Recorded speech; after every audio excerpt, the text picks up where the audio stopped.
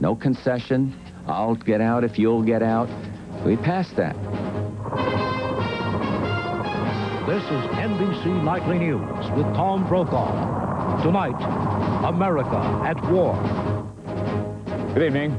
President Bush does not expect Operation Desert Storm to be long and drawn out, and he made it clear today that a ground war may be necessary. The president's personal assessment came as he announced that Defense Secretary Dick Cheney and General Colin Powell, the chairman of the Joint Chiefs, will go to Saudi Arabia later this week for a first-hand review. NBC's John Cochran at the White House now with more on the president's news conference today. John? Well, Tom, as anti-war demonstrators across the street in Lafayette Park across from the White House are pounding drums, I can tell you that the president said today his decision to send Cheney and Powell to Saudi Arabia does not necessarily mean he's ready to start the war. But the president looked and sounded like a man who is ready to give the order. The president said he will take advice from his military advisors, not from members of Congress who want to avoid a ground war. And I remember before January 16th, there was the same feeling. Please let the sanctions work. I mean, I can understand the feeling on the Hill. I can understand those who say let air power do it alone. But I'm going to make these calls. These are the responsibilities of the commander-in-chief. Again and again, the president said he will not hesitate to start a ground war, even if it sparks more anti-American protests in the Arab world, like these over the weekend in Morocco and Jordan. Now, I've seen the demonstrations in Amman. I've seen some of the demonstrations in the Maghreb. They will not influence my decision-making on the timing involved, say, for the use of ground forces. Saddam Hussein will not set the timing for what comes next. We will do that. The president rejected speculation that he has expanded his war goals to include the elimination of Saddam Hussein. Bush also denied reports that since the war began, he has had trouble sleeping. I really don't lose sleep. I can't tell you. I don't shed a tear for families of and for those that might be lost in combat. We've had very few losses, and yet I got to tell you, I feel each one. But we're going to continue this, and we're going to prevail. And the president said he will not delay a ground war solely for the reason of saving American lives. Tom? Thank you, John Cochran at the White House tonight. President Bush, of course, must weigh military gains against political consequences as he determines the course of Operation Desert Storm, and so that makes the decision on a ground war all the more complicated. NBC's Fred Francis is at the Pentagon with more on this tonight. Fred? Tom, Pentagon officials say that the bombardment of Iraqi troops and tanks could continue at a methodical pace indefinitely. Yet the longer Saddam holds Kuwait, the greater his political victory with the Arab masses. But Cheney and Powell are concerned only with an overall military victory. They are under no pressure from the White House, according to senior sources, to invade too early. In Saudi Arabia, they will get the kind of details available only at the front. In fact, with the arrival of more B-52s in Britain today, several officials said that an even heavier bombing campaign of Iraqi positions is about to begin. Now B-52s are striking Republican Guard tank units every 3 hours. And the Navy said today that the battleship Wisconsin will begin shelling the Kuwaiti coast along with the USS Missouri. Coastal shelling can continue for weeks before an amphibious invasion. I think the whole purpose of our strategy, which has been enunciated a number of times, is to continue, when the operative word is pound, to continue to pound that force to attrit it to the point where either they'll decide to give up or they'll be weak enough for us to reasonably go in and get them. And as U.S. forces continue to move guns and supplies into staging points in the Saudi desert, there are indications from captured Iraqi soldiers that not all of them want to fight. We do have strong and compelling evidence from across the spectrum that the morale is low.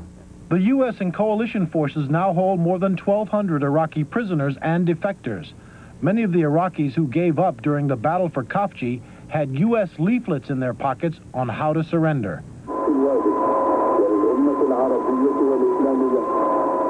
One small propaganda victory for coalition forces. Last night, an Iraqi radio station called Mother of All Battles Radio was destroyed in an air attack. But the Iraqi broadcasters won't be off the air for long.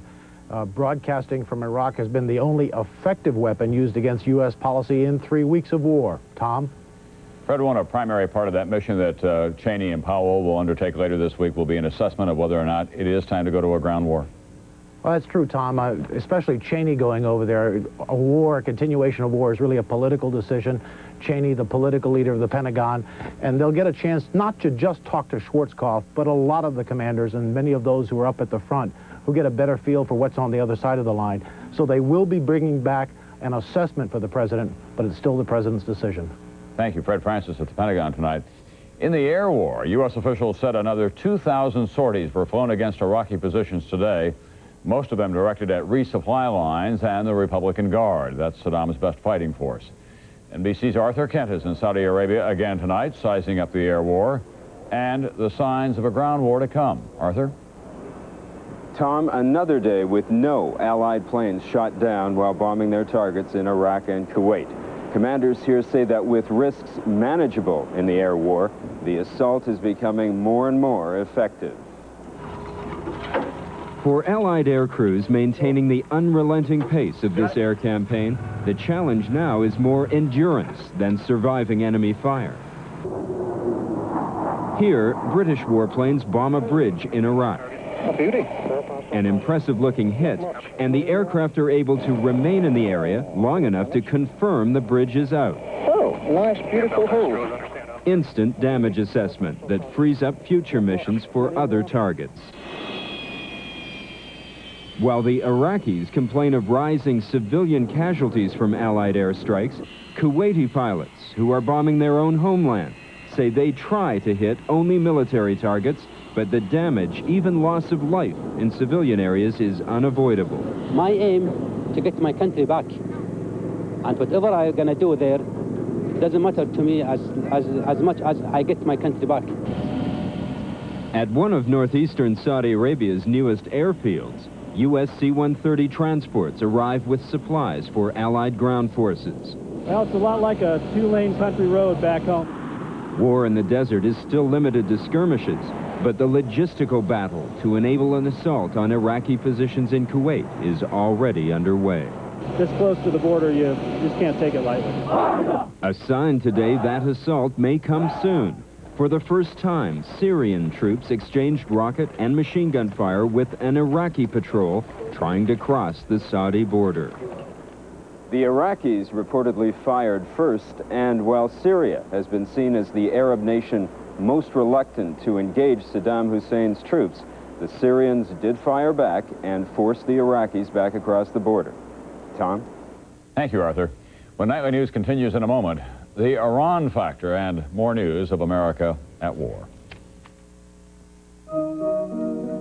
Well, after all, it's still a car. It's not like it had 6 wheels or nuclear power or something. But what it is the first car made in this country, from scratch. The way it's made. The way people care about how it's made. It's all new. We're proud of this car. It shows what you can do when you're willing to start all over again.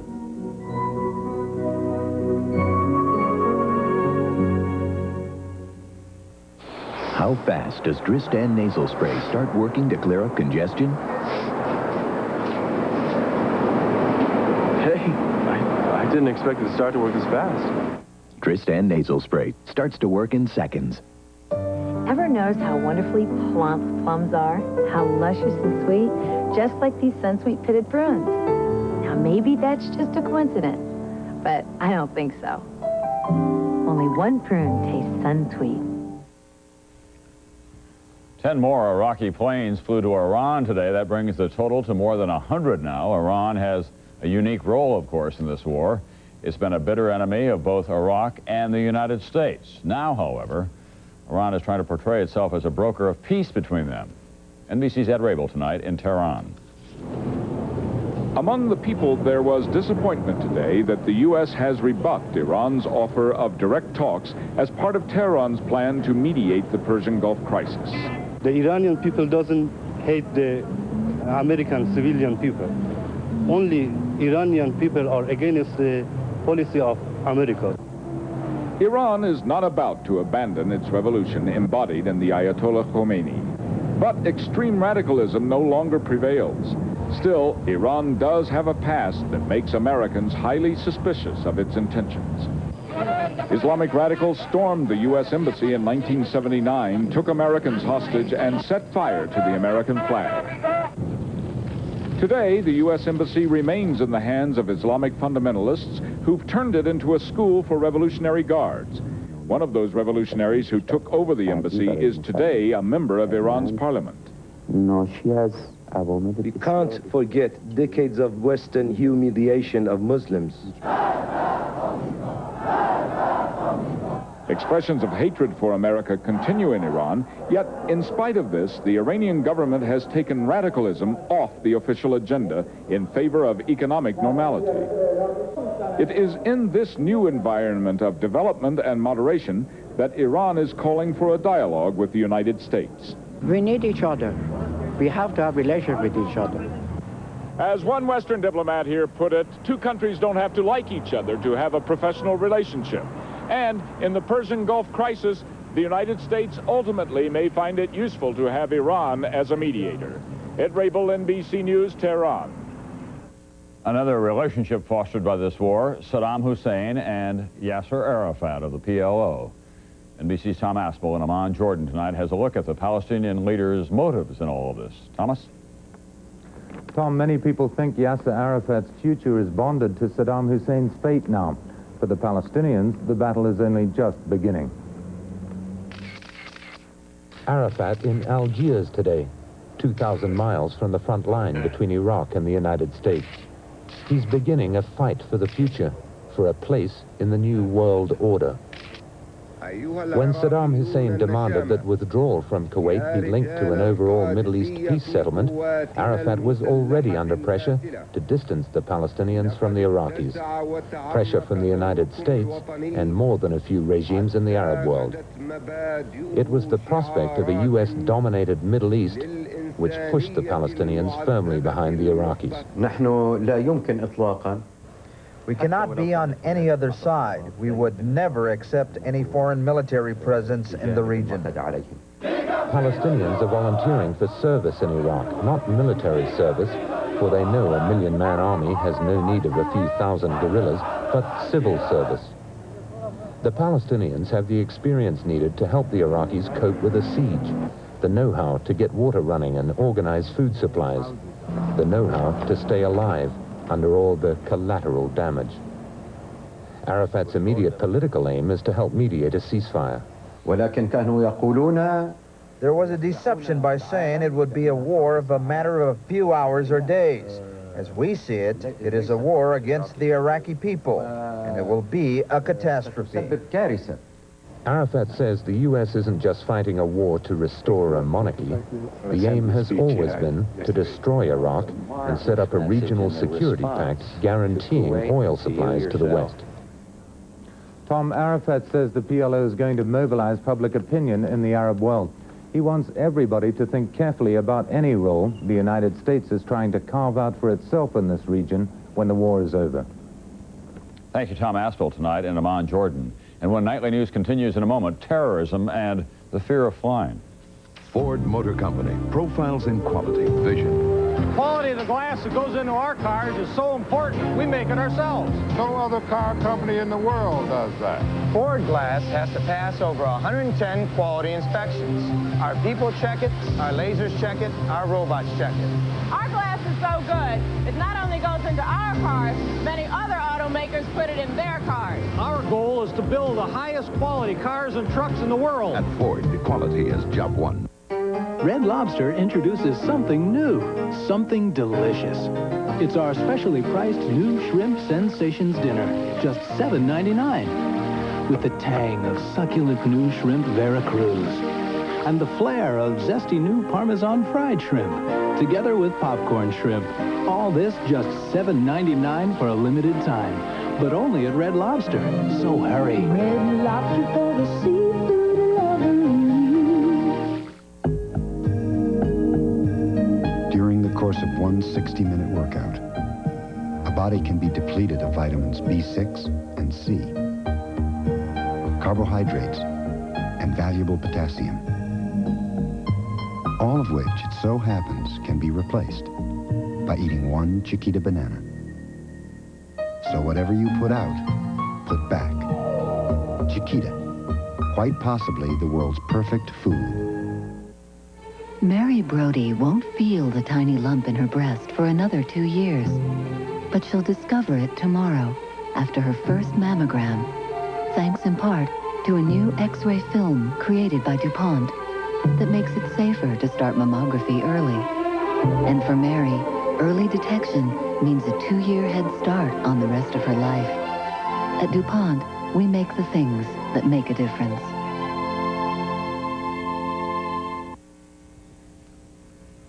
Airlines around the world are discovering that Iraq's threat of terrorism has already achieved some of its goals: financial hardship, social disruption, and just plain fear. As NBC's Robert Hager reports now, airline passengers are staying away in droves. In Atlanta, advertising writer Krista Davis has just canceled her planned 2-week vacation to London, Paris, and Madrid. I just feel like right now is not a good time with the war. In Los Angeles, soon-to-be married Bruce Singer is not going to Switzerland for his honeymoon after all. So something a little closer to home would probably be less risky. International terminals like this one at the Los Angeles airport are sometimes nearly empty nowadays. TWA, Pan Am, Northwest, and United report thousands of cancellations. Airline industry representative Robert Aronson. It's a crisis, and at this point, we're really looking at ourselves as a casualty of the war. Worst for the airlines, many of the cancellations are business people who tend to fly on the most expensive tickets. British Airways, which had been flying the Concorde with as few as 10 passengers some days, today suspended all Concorde service to Washington and cut service to New York in half. On Capitol Hill, Transportation Secretary Samuel Skinner appealed for businesses to re-examine bans on employee travel. We cannot let the threats of one person halfway around the world destroy the aviation industry. Foreign travelers are canceling trips to the U.S. as well. Visitors from Japan and from Europe have decreased up to 40% since the war started, according to the Commerce Department. Los Angeles officials say tours from all Asian countries have simply dried up. Washington, D.C., looking ahead to cherry blossom time, says student groups from this country are already canceling spring vacation trips to the capital. In Hawaii, the Hilton at Waikiki may close down an entire wing, and the governor says there may be layoffs in the travel industry there. U.S. officials keep waiting for public opinion to relax and for travel to pick up again. But so far, there are no signs of that happening. Robert Hager, NBC News, Washington. And just today, Pan Am, a victim of past terrorism, said that reduced bookings have forced the airline to cut 4,000 jobs. When we come back, a plan for remaking this country's banks. Ooh, I love the taste of crab delights from Lewis Kemp Crab Delights tonight. It's a seafood paradise. Crab Delights tonight. Crab Delights from Lewis Kemp. So easy, so delicious, right out of the package in your favorite dish. Can't help this love of mine. Now I have seafood anytime. Now you can enjoy the great taste of lobster tonight with Lobster Delights from Lewis Kemp. Hey, his boots come a long way for one day. Without a hitch. Not what I hear. What? At the airport, someone swiped your wallet. Oh, right. What about your client dinner tonight? You know, you're sitting on the biggest order of the year. Is Mr. Moore here? I'm Chris Moore. I've got you a replacement card in cash from American Express. Thanks a lot. Yeah. How did you do that? Only one card gives you the privileges of membership. The American Express card. Don't leave home without it. So in my interview, they told me how Dow can take all this coal and turn it into clean-burning gas. Wouldn't that cut down on acid rain? You got it. Sounds like one serious job, son. I just wish it wasn't so far away. Gonna miss you, Mike. Hey, take care of this for me. You can make a difference in what tomorrow brings. Son, show them what you got. 'Cause Dow lets you do great things. In weather this raw, don't take chances, take chapstick. This infrared camera compares lips sealed with chapstick and lips without chapstick. Chapstick seals in moisture to heal and prevent chapped lips. Don't take chances, take chapstick. Flu rages across the U.S. Now in 46 states. What will you do? Doctors recommend Theraflu, hot liquid medicine that works fast. Theraflu, strong therapy for flu symptoms. The Bush administration today proposed the most sweeping reform of this country's banking industry in more than half a century. The plan would reduce government guarantees to depositors, and it would break down barriers between banks and other businesses. NBC's Irving R. Levine has more from Washington tonight. Treasury Secretary Brady unveiled the proposal, which is intended to shore up U.S. banks and the government fund that insures people's deposits. But the plan carries risks that recall the Depression of the 1930s. At that time, many banks failed because they were in businesses other than banking. A law signed by Franklin D. Roosevelt limited banks to accepting deposits and making loans. Under the Bush plan, banks could again go into other businesses, such as selling real estate, insurance, and stocks. Brady gave assurances that tight supervision will prevent a replay of the 1930s. Critics disagree. One must inquire whether this nation has learned anything from the Great Depression. Brady argues that the plan will enable U.S. banks to catch up with foreign banks that have fewer restrictions. The depleted deposit insurance fund would also be bolstered. Under the present system, an individual with an unlimited number of $100,000 deposits can be protected by government insurance. The plan's long-term aim is to limit government insurance to $100,000 for each individual, even though an individual may have a number of large accounts in different banks. But that also involves risks. People that have larger amounts of money, I think, will tend to move outside the banking system, and I think there will be some harmful effects from it. One risk is that depositors will pull uninsured money out of banks already weakened by a shortage of deposits. And with confidence in banks shaky, this could be the worst possible time to monkey with deposit insurance. Irving R. Levine, NBC News, Washington. John Chancellor is here with his commentary now, thinking once again about the Persian Gulf, and where do we go from here, John? Tom, there are two policies being followed in the war with Iraq. One we might call pushing Iraq out of Kuwait. The other we might call putting Iraq out of business. The public policy is pushing Iraq out of Kuwait. The United Nations ordered the United States and its allies to get Iraq out and restore the Kuwaiti government to power. But there is more being done than was called for in the UN resolution. There is a kind of strategic bombing campaign being waged against Saddam Hussein's military and industrial establishment. Iraq has factories that manufacture chemical and biological weapons. It has nuclear facilities that might someday produce a weapon. It has plants that make conventional weapons. The destruction of these targets will make it easier to drive Iraq out of Kuwait, but the Iraqi targets are really being hit to put Iraq out of business as a military power. Iraq says it was attacked in 373 air raids yesterday, if you can believe that claim. But whatever the number may be, the bombing is clearly hurting Iraq. This is the 21st day of the war, and the Allied bombers are obviously having an effect. Not everybody is saying it, but the truth is there are two separate policy tracks. The explicit policy, authorized by the UN, is to get Iraq out of Kuwait. The implicit policy, endorsed by just about everybody, is to put Iraq out of business as a military threat. And so far in this war, the policy of destroying Iraq's future menace is working better than the policy of making it disgorge Kuwait. Tom? Thank you, John.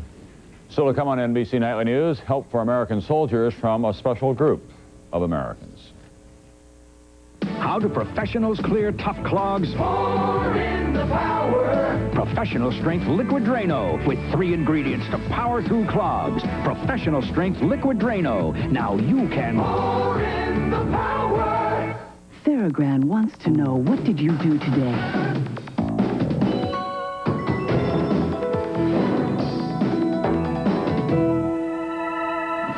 Theragram M, fine-tuned for the way you live.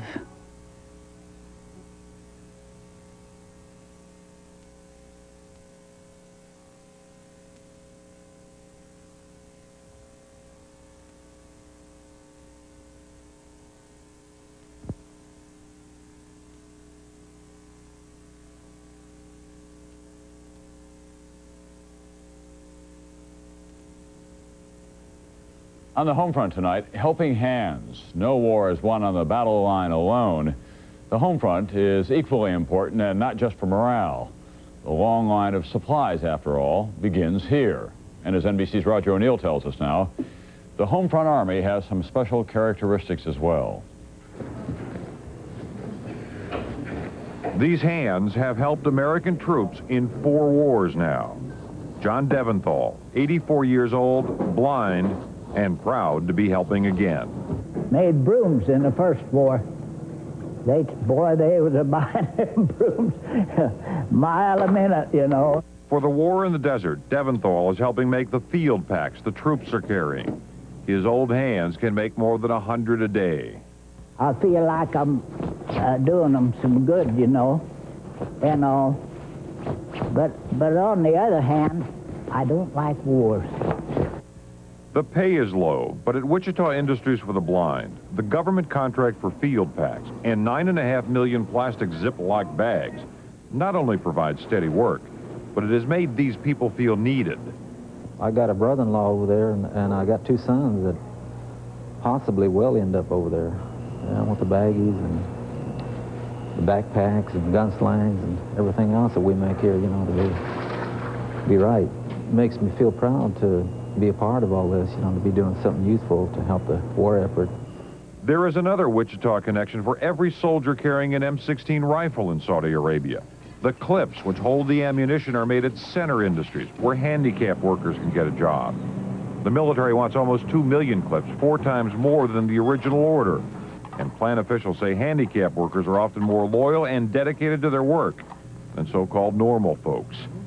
Judy Bargeman is deaf and blind and dedicated. Do you feel happy that you're helping the troops? Yes?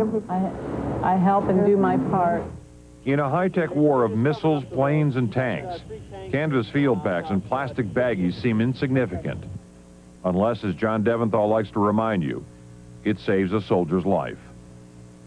Roger O'Neill, NBC News, Wichita, Kansas. That's Nightly News up to the minute. This special edition will continue on around-the-clock coverage of America at war on this NBC station.